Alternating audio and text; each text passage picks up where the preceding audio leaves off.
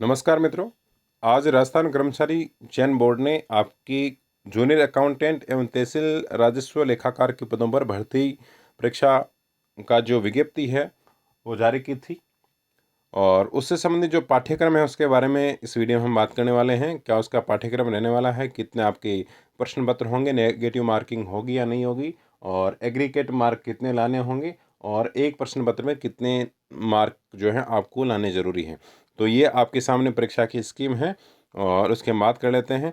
इसके मैं पहले आपको बता देता हूँ कि 2 प्रश्न पत्र आपके होने वाले हैं और ये जो पहले प्रश्न पत्र हुआ करते थे वही रहेगा पाठ्यक्रम, ज़्यादा चेंज नहीं किया है। तो सबसे पहले हम बात करते हैं प्रश्न पत्र 1 के बारे में, उसमें क्या क्या आपके रहेगा। और इसके बताने से पहले मैं बता देता हूँ कि दोनों जो प्रश्न पत्र हैं 150 प्रश्न के होंगे और दोनों का ही जो अधिकतम अंक है वो 450 आपके रहेंगे। इस प्रकार कुल 900 अंकों का आपके ये परीक्षा होगी और 900 में से आपको कितने लाने हैं उसकी भी बात मैं आपको बताने वाला हूँ।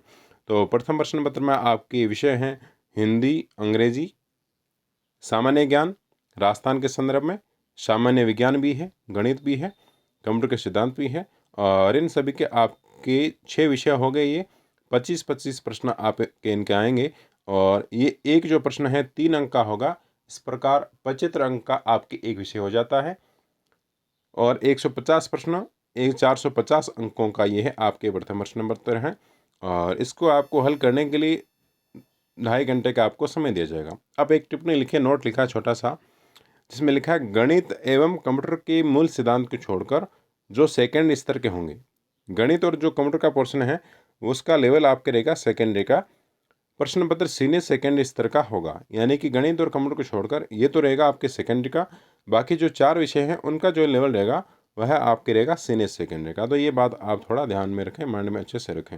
उसके बाद हम बात कर लेते हैं सेकेंड पेपर की, जो आपके कॉमर्स के जो स्टूडेंट हैं उनके लिए बहुत ही फायदेमंद रहेगा। बाकी जो तैयारी करते हैं उनके लिए तो कोई दिक्कत वाली बात है नहीं। तो इसमें भी आपके 6 विषय रहते हैं।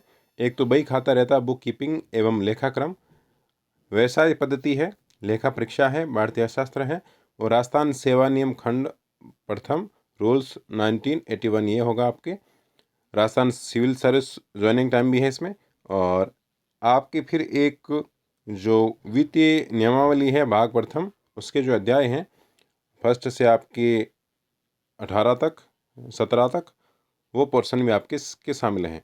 तो इसमें भी आपकी दूसरे प्रश्न पत्र में भी कुल 6 विषय आपके इसमें दिखाई दे रहे हैं आपको और ये सभी 6 विषयों के आपकी प्रत्येक से 25-25 प्रश्न आपके आएंगे, जो कि 75 अंक का आपके होगा। इस प्रकार सेकंड पेपर में भी आपके 150 प्रश्न बनते हैं जो कि 450 अंक के हैं और इसके लिए भी समय निर्धारित है आपके 2.5 घंटा। जहाँ तक मान के चलिए कि ये परीक्षा एक ही दिन होने वाली है और ऐसा इसमें होता है कि सुबह की पारी में प्रथम प्रश्न पत्र और शाम की पारी में, दोपहर की पारी में घंटे भर का जो ब्रेक मिलता है उसके बाद आपके सेकेंड पेपर होता है। इसके नीचे भी आपकी एक टिप्पणी दे रखी है, उसको देख लेते हैं। क्रम संख्या 5 और 6 पर उल्लेखित विषयों को छोड़कर, ये जो 5 और 6 दे रखे हैं उनको छोड़कर जो प्रश्न पत्र स्नातक स्तर का होगा, यानी कि जो 1 से 4 तक हैं, 1 2 3 4 इनका लेवल रहेगा स्नातक स्तर का, बाकी 5 और 6 को छोड़कर बाकी का। अच्छा, ऊपर वाले में क्या था, ऊपर वाले में गणित और जो कंप्यूटर है वो तो थी आपके सेकेंडरी की, बाकी था सीनियर सेकेंडरी का और ये जो सेकेंड है वो आपके स्नातक स्तर का। तो ये बात ध्यान रखें। अब इसमें हमें बात करनी है कि इसमें नेगेटिव मार्किंग है या नहीं है, एग्रीगेट मार्क कितने लाने हैं, कम से कम न्यूनतम मार्क लाने कितने ज़रूरी है, तो उसकी हम बात कर लेते हैं। यहाँ पर देखिएगा आपके सामने इंग्लिश में लिखा हुआ दिखाई दे रहा है, there will be a single stage examination. Single stage ये एग्जामिनेशन है, इसको पास करने के बाद आप यदि मेरिट में आप आते हैं तो आपकी नौकरी पक्की है। Each of the paper, both paper first and paper second will be of objective type. ये जो पेपर होंगे दोनों ही ऑब्जेक्टिव टाइप के होंगे। और थर्ड में लिखा है maximum marks and negative marking, the maximum marks of the paper first and paper second will be 450 each. जो दोनों ही हैं अधिकतम आपके 450 अंक होंगे, यानी कि कुल आपके 900 अंक हो जाते हैं। For every correct answer 3 marks will be awarded. आपको सही उत्तर के लिए 3 अंक दिए जाएंगे। And for every incorrect answer 1 marks will be dedicated, यानी कि इसकी जो नेगेटिव मार्किंग है 1/3 इसमें नेगेटिव मार्किंग आपकी रहेगी, यानी कि ऋणात्मक अंकन इस परीक्षा में आपके लागू है। ये बात अच्छे से आप याद रखें। क्वालिफाइंग मार्क्स क्या है उसकी बात कर लेते हैं। Minimum of 35% in paper first and second, यानी कि आपको पहले और दूसरे प्रश्न पत्र में सेपरेट रूप से, अलग अलग रूप से 35% अंक लाने जरूरी है। एंड 40% मार्क्स इन एग्रीगेट, और दोनों में मिलाकर आपके 40% अंक आने ज़रूरी है। 35% अलग अलग, दोनों को मिलाकर 40%। और इसी के साथ एक रिलेक्शन वाली बात भी लिखी है।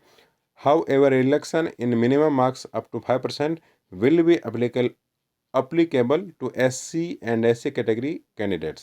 There will be no viva voce test.